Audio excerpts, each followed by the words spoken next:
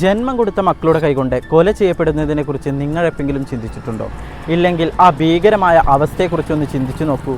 കഴിഞ്ഞ ഒരു വർഷത്തിനുള്ളിൽ നമ്മുടെ സംസ്ഥാനത്ത് വ്യാപകമായ രീതിയിലാണ് മാതാപിതാക്കൾ മക്കളുടെ കൈകൊണ്ട് അതിക്രൂരമായി കൊല ചെയ്യപ്പെടുകയും ആക്രമിക്കപ്പെടുകയും ചെയ്തിട്ടുള്ളത്.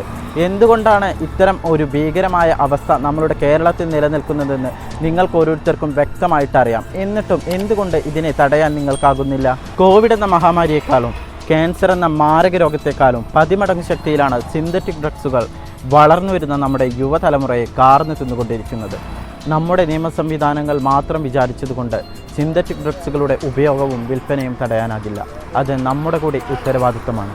നിങ്ങളുടെ പ്രിയപ്പെട്ടവർ ഇത്തരം സിന്തറ്റിക് ഡ്രഗ്സുകൾ ഉപയോഗിക്കുന്നില്ല എന്ന നിങ്ങളുടെ അമിത വിശ്വാസത്തിനും അപ്പുറത്താണ് ഇന്നത്തെ യുവതലമുറ വളർന്നു വരുന്നത് എന്ന യാഥാർത്ഥ്യം ഇനിയെങ്കിലും നിങ്ങൾ മനസ്സിലാക്കേണ്ടതുണ്ട്. നിങ്ങളുടെ മക്കൾ, സഹോദരി സഹോദരന്മാർ, കൂട്ടുകാർ ആരെങ്കിലും സിന്തറ്റിക് ഡ്രഗ്സ് ഉപയോഗിക്കുകയോ കൈമാറ്റം ചെയ്യപ്പെടുകയോ ഉണ്ടെന്നറിഞ്ഞാൽ എത്രയും പെട്ടെന്ന് തന്നെ നമ്മുടെ നിയമ സംവിധാനത്തെ ഉപയോഗപ്പെടുത്തുക.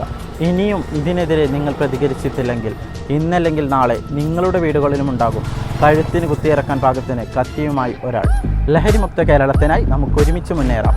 സ്ട്രീമിംഗ് സീനിൻ്റെ പുതിയൊരു വീഡിയോയുമായി വീണ്ടും കാണുന്നതുവരെ ടേക്ക് കെയർ.